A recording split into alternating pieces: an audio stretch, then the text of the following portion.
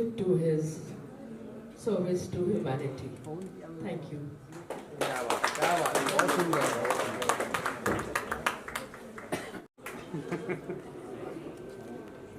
हो गया, thank you sir.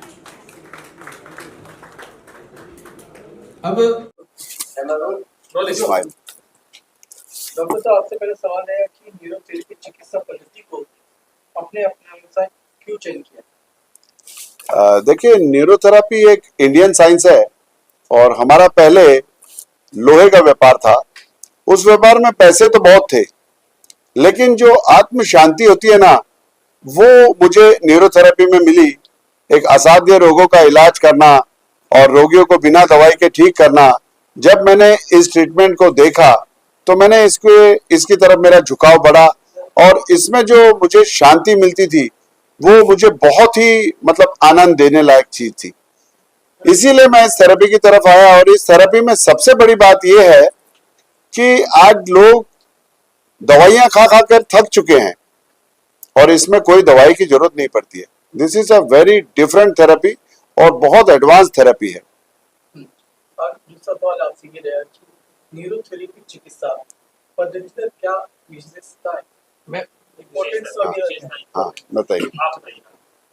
Neurotherapy अन्य चिकित्सा पद्धतियों से बिल्कुल भिन्न प्रकार की है। इसका मुख्य कारण है कि इस थेरेपी में न तो किसी प्रकार की दवाइयों की आवश्यकता होती है, न इसमें शल्य क्रिया की आवश्यकता होती है। तीसरी जो महत्वपूर्ण बात है कि न इसका कोई साइड इफेक्ट होता है। चौथी बात, हमारा देश आर्थिक दृष्टि से जिस प्रकार का है, गरीब लोग जो रहते हैं उन लोगों को भी इस चिकित्सा पद्धति के माध्यम से आसानी से सुविधा मिल सकती है, उनकी चिकित्सा की जा सकती है, क्योंकि उसमें लागत बहुत कम है। इसके अतिरिक्त और जो सबसे बड़ी विशेष बात है कि इस चिकित्सा पद्धति के माध्यम से हम प्रकृति की ओर लौटते हैं। वो कैसे कि हम जो खाना खाते हैं उसका रस जो बनता है, यदि वो रस ठीक प्रकार से हमारे अंगों में नहीं पहुंचता है तो हमें बीमारी हो जाती है। उसका निदान करने के लिए किस प्रकार के पॉइंट्स को दबाया जाए, प्रेशराइज किया जाए, जिससे वो खाने का जो रस बनता है वो उचित पार्ट में पहुंच सके। इसी तरीके से जो रक्त प्रवाह होता है, यदि रक्त प्रवाह ठीक से नहीं हो रहा है तो हमारे शरीर में लकवा या अन्य प्रकार की जो बीमारियां हैं वो पैदा हो जाती है। लेकिन न्यूरोथेरेपी के माध्यम से इस प्रकार का प्रयास किया जाता है कि पर्टिकुलर पॉइंट्स को दबा करके जहां ठीक से रक्त प्रवाह नहीं हो रहा है वो रक्त प्रवाह भी ठीक से हो जाए। तो इस प्रकार से हम वापस अपनी प्रकृति की ओर लौट जाते हैं और हमारा निदान हो जाता है। ये इस पद्धति की सबसे बड़ी विशेषता है जो अन्य में देखने को हमें नहीं मिलती। आपने इस चिकित्सा को मिशन के तौर पर कुछ देखिए, मेरा कहना ये है कि न्यूरोथेरेपी एक बहुत अच्छी चिकित्सा है। वो आप सभी को माध्यम से लोगों को पता लग जाएगा। न्यूरोथेरेपी की अवेयरनेस इसीलिए नहीं हो पा रही है बिकॉज इसके सेंटर्स कम अवेलेबल है। सो मैंने ये सोचा है कि अगर मैं कुछ लोगों को सिखा सकूं, उनको मैं आर्थिक तौर पर भी हेल्प कर पाऊंगा, क्योंकि एक तरह से उनको एक प्रोफेशनली एक एम्प्लॉयमेंट मिल जाएगा, जो आज की तारीख में भारत के लिए बहुत ज़रूरी है। जैसे मैं एक 29 ईयर्स का हूँ, और भी लोग हैं अन्य जो इतने सक्सेसफुल नहीं हो पा रहे उनके कामों में। सो उनको मैं ये सिखा के चिकित्सा से आगे उनकी हेल्प करना चाहता हूँ। सो हम फ्री ट्रेनिंग सेंटर्स खोल रहे हैं। और ऐसी कौन सी लाइलाज बीमारी है जिन्हें एलोपैथी की बजाय न्यूरोपैथी चिकित्सा के पद्धति से के माध्यम से आसानी से हल किया जा सकता है? देखिए, ऐसी बहुत सारी बीमारियां हैं। यदि आप देखेंगे कि बीमारियों का जो मुख्य कारण है वो है स्टमक। जैसे ही हमारा स्टमक अपसेट होता है तो स्टमक में हमारे बहुत सारे केमिकल्स, एंजाइम्स बनते हैं। वो अगर डिस्टर्ब हो जाते हैं तो उनकी वजह से हमारे स्टमक में गड़बड़ी के कारण हमें बहुत सारी बीमारियों का सामना करना पड़ता है। अगर हमारे ब्लड में पीएच लेवल में गड़बड़ी हो गई, एसिड अल्कलाइन डिस्टर्ब हो गया, वो एक बहुत बड़ा मुख्य कारण है जिसकी वजह से हमें काफी बड़ी बड़ी बीमारियां होती हैं। और हमारे कोई ग्लैंड को ठीक से ब्लड सप्लाई नहीं मिल रही है, वो ग्लैंड्स का फंक्शन स्लो या फास्ट हो जाता है, वो भी काफी हमें तकलीफ देता है। और यदि यदि हमें इसमें काफी तकलीफें होती है और एसिड अल्कलाइन को सेट करने के लिए ये थेरेपी बहुत अच्छी है। विदाउट मेडिसिन हम इसमें काम कर सकते हैं। ठीक है। वो बीमारियां कौन कौन सी हैं? हाँ, इसमें जो बीमारियां हैं जैसे स्टमक से रिलेटेड बीमारियां हैं, स्टमक डिसऑर्डर्स हैं, उसके बाद एपिलेप्सी है, फिट्स है, उसके बाद में अंजाइना अल्जाइमर है, डिप्रेशन है, सीपी चाइल्ड है। उसके बाद में अगर आप देखेंगे तो बहुत अच्छे रिजल्ट्स है वर्टिगो में, और कानों से जिसे सुनाई नहीं दे रहा है, ब्रेन से रिलेटेड डिजीज है। ऐसी काफी सारी डिजीज हैं जिसमें न्यूरोथेरेपी के हमने बहुत अच्छे रिजल्ट्स देखे हैं। अगर बात करें न्यूरोथेरेपी की, ये अधिकतर लोगों तक पहुंचा नहीं है, इसके पीछे की बाधाएं क्या है? प्रॉपर न्यूरोथेरेपी का अभी तक इसमें बहुत बड़े स्तर पे काम नहीं हुआ है। ये टोटली इंडियन थेरेपी है, इसलिए इस थेरेपी का अभी तक इतना प्रचार प्रसार नहीं हो पाया। उसकी बहुत बड़ी विडंबना यह है कि हमारे पास प्रॉपर डॉक्टर्स नहीं है, न्यूरोथेरेपिस्ट नहीं है जो इसको सीख करके और आगे बढ़े। आज एक एजुकेटेड लोग काफी दूसरे जो पेशे हैं जैसे एमबीबीएस है, एचएमबीएस है, ये सब सारी डिजीज में सारे इसमें ज्यादा उस तरफ झुकाव रहता है उनका। लेकिन अगर इसको गवर्नमेंट की तरफ से रिकॉग्नाइजेशन मिले या इस थेरेपी को नेचुरोपैथी के साथ जोड़ करके काफी अच्छा आगे प्रोत्साहन मिले, सरकारी कोई सहायता मिले, तो इस थेरेपी में काफी हेल्प होगी। अगर बात करें इस चिकित्सा की, तो इसके पीछे आपकी क्या योजना है इसको आगे बढ़ाने? इस थेरेपी को हम देश विदेश में पहुंचाना चाहते हैं, और इसमें हमने काफी free camps, free training camps, free treatment centres खोले हैं। और अभी रिसेंटली हमारा टाई अप जो है, हमारी काफी संस्थाएं इसमें काम कर रही हैं, और हमारी कुछ संस्थाओं ने जैसे एलएमएनटी आरटीआई है, और भी कई संस्थाएं जिन्होंने हरियाणा में और गुजरात में अहमदाबाद में 2 यूनिवर्सिटीज के साथ टाई अप किया है, और इसे काफी अच्छी मान्यता वहां पर स्किल डेवलपमेंट के लिए या फिर उसमें आगे एडवांस कोर्स करने के लिए सर्टिफिकेशन गवर्नमेंट से ऑथराइज मिल रहे हैं।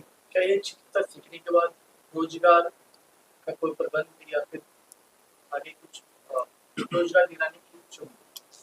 देखिए, हमारे देश में अभी सबसे बड़ा प्रश्न पैदा होता है कि युवकों को रोजगार कैसे मिले। अभी जो रोजगार के अवसर हैं, वो जैसे जैसे देश का विकास हो रहा है, रोजगार के अवसर भी बढ़ रहे हैं। उदाहरण के लिए, आज के कुछ वर्षों पहले पेकर्स और मूवर्स नाम के रोजगार की कोई संभावनाएं नहीं थी। इसी तरीके से हमारे यहाँ जो भ्रमणशील जो है, हमारा जो डेवलपमेंट है, उस तरफ भी हमारा बहुत ज्यादा झुकाव नहीं था, क्योंकि लोगों को घूमने की आदत वगैरह नहीं थी। लेकिन आज देखिएगा कि जगह जगह पर होटल खुल गए हैं। इसके पीछे कारण क्यों? पर्यटकों का विकास हुआ है। तो इसी प्रकार से अब तक क्या है कि न्यूरोथेरेपी में ट्रेन डॉक्टर्स नहीं है, क्योंकि इसकी तरफ जागरूकता नहीं है। लेकिन यदि हम ट्रेंड पर्सोनेल तैयार करेंगे तो उनको रोजगार का अवसर भी मिलेगा, क्योंकि पेशेंट्स की जो संख्या है वो इतनी बढ़ रही है जिसका आप अंदाजा नहीं लगा सकते। हमने सर्वे किया था कि आप किसी बड़े शहर में चले जाइए, किसी छोटे गांव में चले जाइए, जितने रुपए का अनाज नहीं बिकता है उससे ज्यादा पैसे की मेडिसिन बिक रही है। तो क्यों बिक रही है? क्योंकि बीमारियां बहुत हो गई हैं। आज हवा शुद्ध नहीं है, पानी शुद्ध नहीं है, खाद्य पदार्थ शुद्ध नहीं है, दूध शुद्ध नहीं, दही शुद्ध नहीं है। तो जब ये चीजें शुद्ध नहीं है तो हमको शुद्ध के लिए युद्ध भी करना पड़ेगा। और यदि अशुद्धता है खान पान में, दवाइयों में, इनमें उनमें, तो उससे जो बीमारियां पैदा होती है उससे लड़ने के लिए हमें चिकित्सा की आवश्यकता होती है। और यदि हम युवकों को ट्रेंड करेंगे तो वो गांवों में, छोटे कस्बों में, शहरों में जाकर के अपने केंद्र खोल सकते हैं और रोजगार प्राप्त कर सकते हैं और कम पैसे में लोगों को चिकित्सा दे सकते हैं। तो इस तरह से रोजगार के काफी अवसर बढ़ेंगे और ट्रेन पर्सोनेल के माध्यम से लोगों को अच्छा इलाज भी मिलने की संभावनाएं काफी बढ़ जाएगी। इसका ऑलरेडी प्रोग्रेस में है और कई लोगों में, कई गांवों में, कई शहरों में, आज भारतवर्ष के हर एरिया में अगर आप जहाँ भी जाएंगे आपको न्यूरोथेरेपिस्ट मिल जाएंगे। आप शहर का नाम लीजिए, आपको वहाँ न्यूरोथेरेपिस्ट मिलेगा, किंतु जितने चाहिए उतने न्यूरोथेरेपिस्ट है नहीं। और जितनी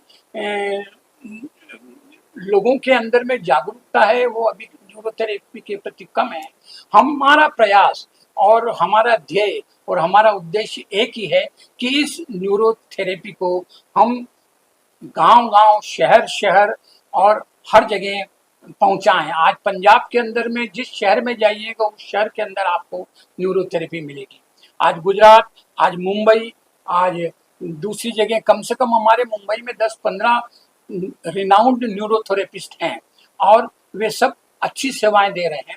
हम अधिकतर सेवाएं अपने सेंटर्स में देते हैं।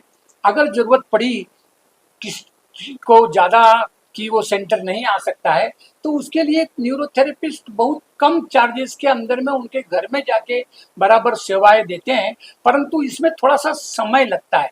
ये कांस्टेंट और एवरीडे एंड रेगुलरली लेना पड़ता है।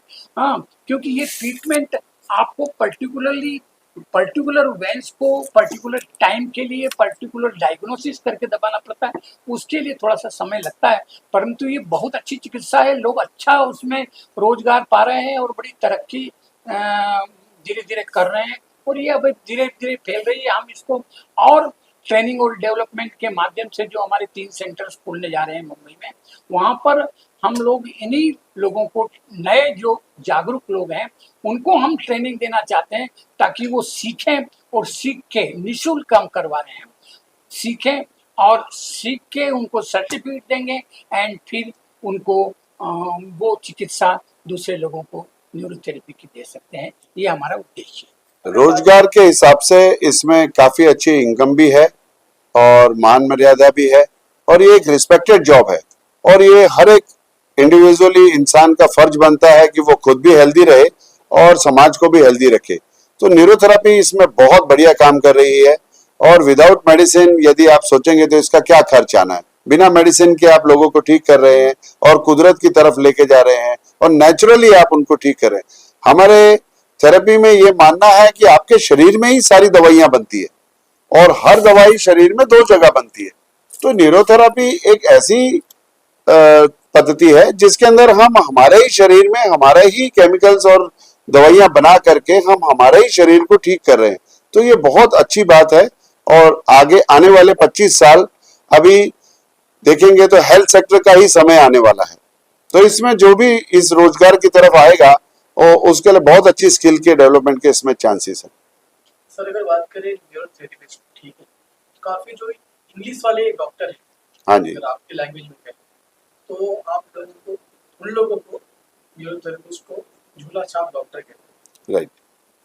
क्या न्यूरोथेरेपिस्ट झूला छाप डॉक्टर है या फिर उसके लिए भी कोई अलग डिग्री या कोर्स करना पड़ता है? आपकी सूचना के लिए ये बता दें कि जो बड़े बड़े डॉक्टर्स हैं और उनकी फैमिली है वो स्वयं न्यूरोथेरेपी का ट्रीटमेंट ले रहे हैं और जब उन्होंने न्यूरोथेरेपी का ट्रीटमेंट लिया और उसके बाद उनके परिवार के लोगों को जिस तरह से इसके फायदे मिले, उसके बाद उन खुद का ये सोचना हो गया कि नहीं, न्यूरोथेरेपी एक अच्छी चिकित्सा प्रणाली है। इसके लिए सेंट्रल गवर्नमेंट ने, दिल्ली में हमारे रामगोपाल दीक्षित जी हैं, उन्होंने सेंट्रल गवर्नमेंट से इसको स्किल डेवलपमेंट प्रोग्राम के अंदर में इसको रिकग्नाइज करवाने का काफ़ी उन्होंने प्रयास किया है और गवर्नमेंट उसके लिए काफ़ी मदद की है। उन्होंने कुछ अलाउड भी किया है और इस तरह से यह है। मैं तो दिल्ली के उनके सेंटर में भी मैंने देखा कि दिन भर लोगों का तांता और एक साथ कम से कम 40-40, 50-50 न्यूरोथेरेपिस्ट सीखते हैं और लंबा 100-150 पेशेंट को रोज देखते हैं। हमारा तो यहाँ उद्देश्य है कि हम एक बड़ा सेंटर बनाए, थोड़ा सा बॉम्बे से दूर हो, आश्रम के टाइप बनाए, और जिसमें सब सुविधाएं हम लोगों को हम वहाँ प्रदान कर सकें। जरूरत पड़े तो पेशेंट को हम 5 दिन, 7 दिन, 10 दिन वहाँ रख सकें और उसको न्यूरोथेरेपी के ट्रीटमेंट से ठीक करें। ये हमारा उद्देश्य है। न्यूरोथेरेपी एक इंडियन टेक्निक है, ये तो हमने आपको बताया, लेकिन ये सारा कोर्स इतना आसान है कि इसे कोई भी सीख सकता है। इसे एक 12th पास बच्चा बड़ी आसानी से सीख सकता है और इसमें कोई भी एज की लिमिट नहीं है, इसे किसी भी उम्र में सीखा जा सकता है।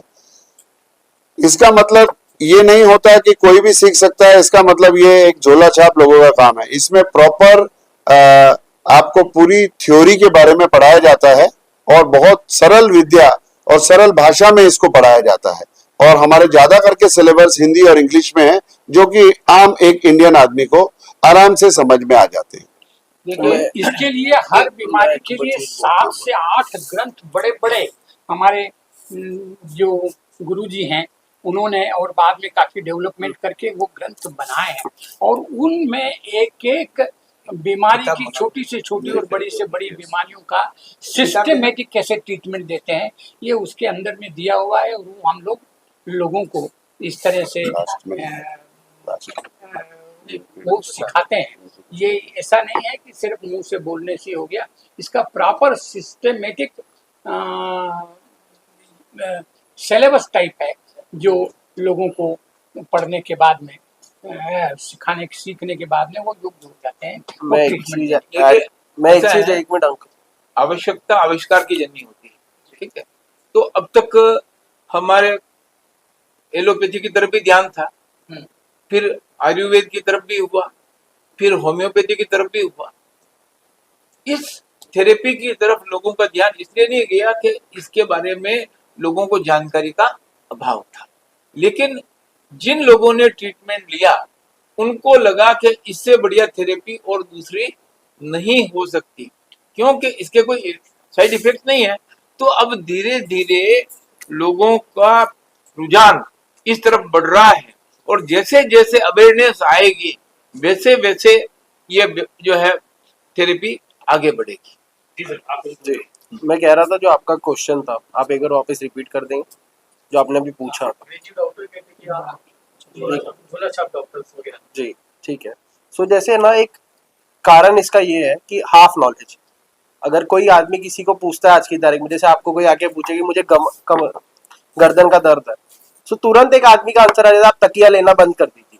मतलब आज की तारीख में सबको ये लगता है, बट गर्दन का दर्द की जो प्रक्रिया है उसमें जितने टाइप्स है वो किसी को नहीं पता है डॉक्टर्स को, बट जो हम कह देते किसी को। सो होता क्या है, एक सर्वाइकल स्पॉन्डिलाइटिस ये एक अलग चीज है, सर्वाइकल स्पॉन्डिलोसिस अलग चीज है, सर्वाइकल स्पॉन्डिलोलिस्थेसिस एक अलग चीज है। इस प्रकार से मतलब मेरा कहने का मतलब ये है कि हमें ऐसे पूरा ही सिखाया जाता। तो हम किसी को अगर ट्रेनिंग देंगे तो हम भी ये पूरी कोशिश करेंगे कि उसे हाफ नॉलेज ना हो।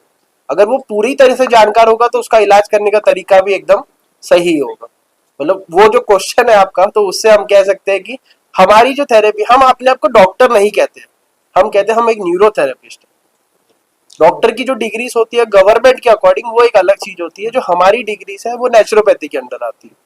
अगर बच्चा चाहे या जो भी चाहे वो आगे एजुकेशन लेके और वो एक डॉक्टरेट की डिग्री कंप्लीट कर सकते हैं। आप यहाँ से जो सीख के जाएंगे अपना क्लिनिक खोलना चाहेंगे? हाँ जी, सो वो क्लिनिक खोल सकते नहीं, वो अब यूनिवर्सिटी भी दे रही है, स्किल डेवलपमेंट के अंतर्गत जो है गवर्नमेंट जो है ना वो डिग्री अवार्ड करेगी। और इस चिकित्सा पद्धति को देखिए, जैसे किताब आई है डॉक्टर साहब की लिखी हुई, ये अपने आप में एक विज्ञान है। इसको हम हवा में नहीं कह सकते कि झोला छाप डॉक्टर्स की तरीके से जो है वो ट्रीटमेंट नहीं है। ये पर्टिकुलर ट्रीटमेंट है कि किस अंग को प्रेशराइज करने से ये रक्त प्रवाह ठीक होगा। तो पहले रोगी का अध्ययन किया जाता है कि इसको किस प्रकार की बीमारी है और उसका निदान किस तरीके से किया जा सकता है। गलत अंग को दबाने से नुकसान हो सकता है, आप समझ रहे बात को। तो इसलिए जो स्किल्ड डॉक्टर्स हैं वही इसका ट्रीटमेंट करते हैं और यही ट्रेनिंग का एक हिस्सा होता है। तो ये प्योर साइंस है, इसलिए इसका महत्व बहुत अधिक है। ट्रेंड लोगों को ट्रेनिंग देने की जरूरत है और धीरे धीरे यूनिवर्सिटी, आप देखिएगा पहले हमारे यहाँ बही खाता चलता था, अब बही खाते बंद हो गए, क्यों कि कंप्यूटर आ गया। बहुत सी कारें जो आप देखिए वो बंद हो गई, बहुत सी घड़ियां बंद हो गई, टाइपराइटर बंद हो गया, क्यों कि लैपटॉप आ गया। तो ठीक इसी प्रकार से धीरे धीरे ये साइंस डेवलप हो रही है, और डेवलपिंग स्टेज में थोड़ा टाइम लगता है, बाकी अपने आप में एक विज्ञान है, और इससे जो ट्रेनिंग मिलेगी, इससे जो चिकित्सा होगी वो स्थायी रूप से होगी। Diagnosis is the most important factor in the neurotherapy. First of all, we have to diagnose that what is the disease. For that, we take the help of the allopathy, their report and other things. And based on their report, then we start the treatment to the patient. Thank you. आपके सवाल आप लोग से ये है कि केंद्र और राज्य सरकार से आपकी अपेक्षाएं क्या है? उसमें जी जवाब दे दो। केंद्र सरकार से और सेंट्रल गवर्नमेंट से हमारी अपेक्षाएं हैं कि वो इस थेरेपी को रिकॉग्नाइज करें, हमारे रिसर्च में वो हमें हेल्प करें, और हमें यदि एक जगह पर हमें कोई जगह दी जाए, हमें कोई लैंड दी जाए जिसमें हम हमारे थेरेपी सेंटर्स बना सके, जहाँ रिसर्च कर सकें, और हमें रिसर्च के लिए काफ़ी चीज़ों की ज़रूरत है, अगर वो हमें इसमें हेल्प देते हैं और इसकी अवेयरनेस में हमारी हेल्प करते हैं, और हमारे जो थेरेपिस्ट हैं इनको कोई एक डिग्री या गवर्नमेंट की कोई अथॉरिटी देते हैं, तो उससे काफ़ी बड़ी हेल्प होगी। आज इंडियन गवर्नमेंट के अलावा हम फॉरेन में भी इसके ऊपर काफ़ी कोशिश कर रहे हैं। आपकी जानकारी के लिए मैं बता दूं कि लंदन में हमारे एक थेरेपिस्ट है अनिल शर्मा जी, वो एवरी सैटरडे को वहां पे लंदन टीवी पे शाम को 7:30 बजे उनका एक लाइव प्रोग्राम आता है, जिसमें वो न्यूरोथेरेपी के ऊपर काफी कुछ सिखाते हैं, लोगों के क्वेश्चन आंसर्स के जवाब देते हैं।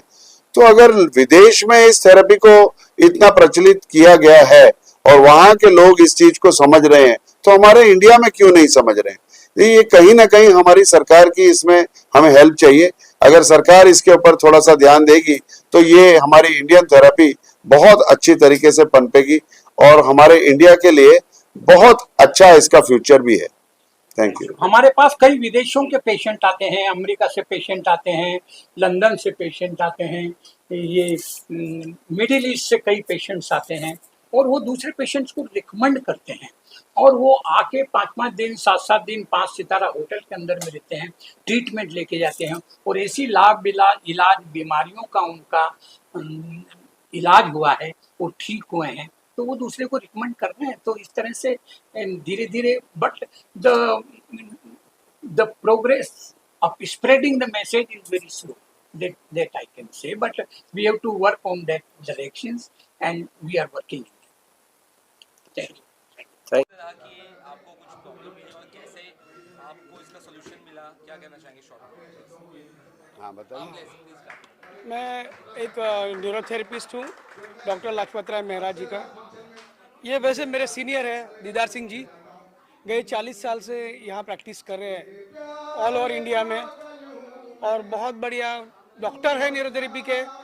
हम एक दोनों साथ मिलकर काम करते हैं। अगर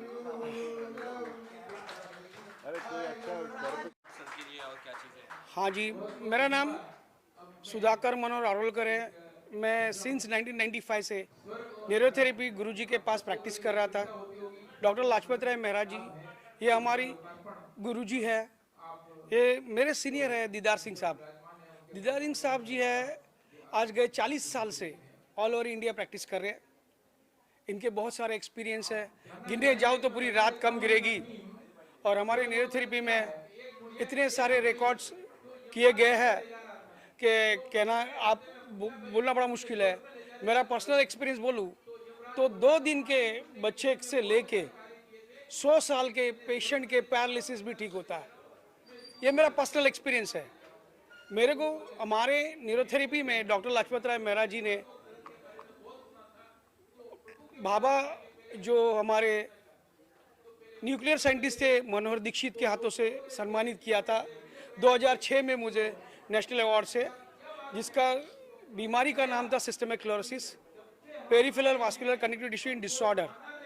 ये केस था पैनाक अनुराधा पैनाक करके पेशेंट थे, और उनको कहा गया था कि आपकी लाइफ बहुत कम है, 1 महीने से अंदर की लाइफ है।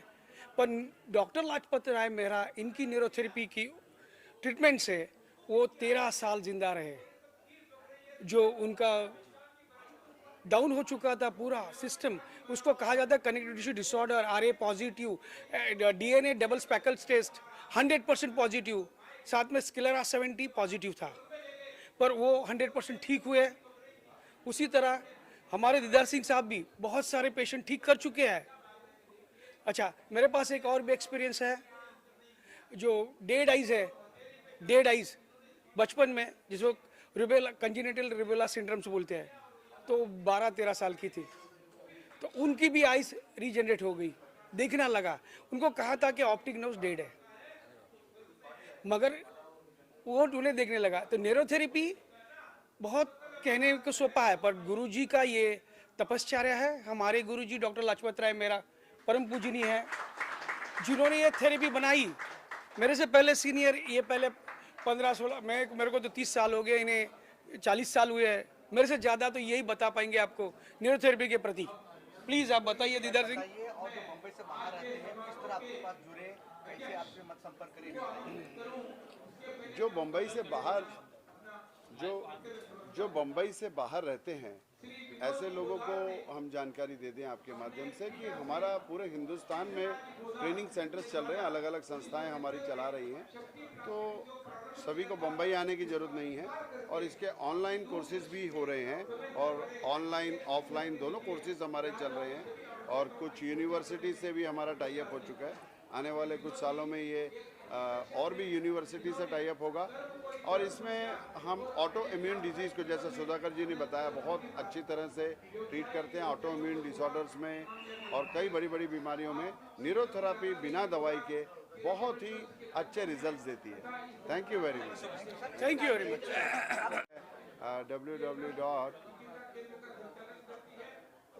बताता हूँ पूरी इवेंट के बारे में, सर के बारे में।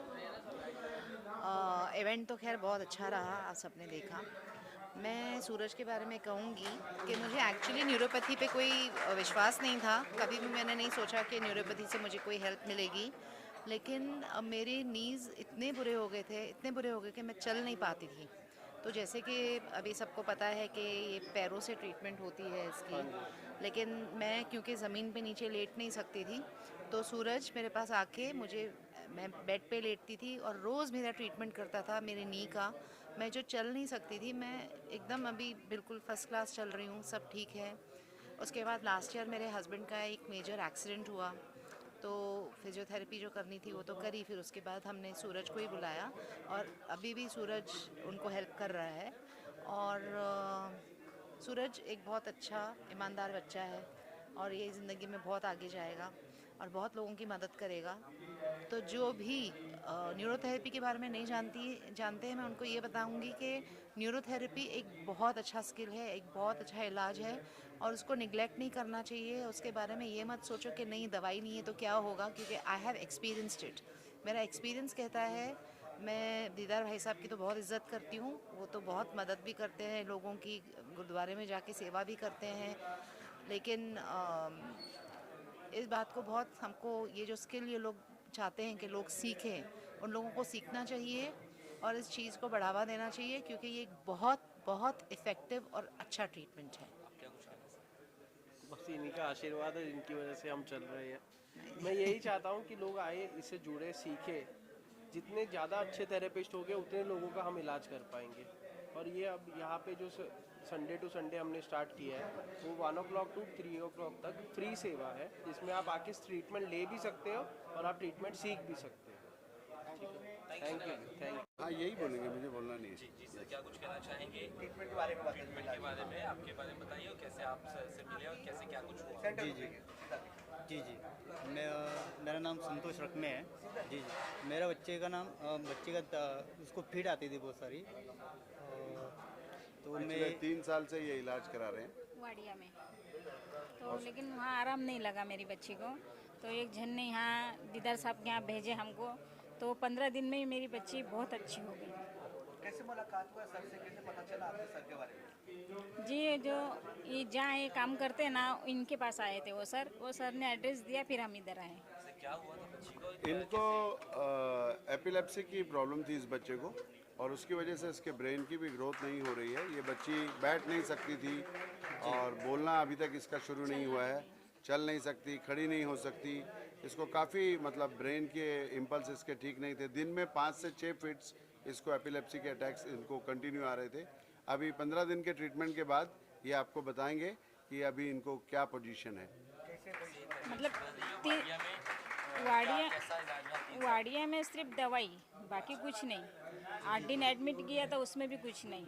मतलब दिन में 3-4 बार मेरी बच्ची को मतलब पूरे बदन में फिट आता था और उसको खुद को पता नहीं चलता था उसको क्या हो रहा है। वो खेलने लगती थी खाली, बस पसीने आते थे हाथ में और बाद में बस वो रहता था आधा घंटा 1 घंटा, जैसे 10-15 मिनट। अभी तो दीदार सर के यहाँ निकल जाएगी। हाँ, एकदम धड़कन, तबीयत उसका सीरियस था, धड़कन फास्ट हो अभी जाती ये थी। थोड़ा खड़ी भी हो जाती है जी, और बैठ भी अपने आप सकती है और 15 दिन में इसको काफ़ी इसमें बैलेंस आने लग गया और एपिलेप्सी में काफ़ी चेंजेस हो गए। जी जी।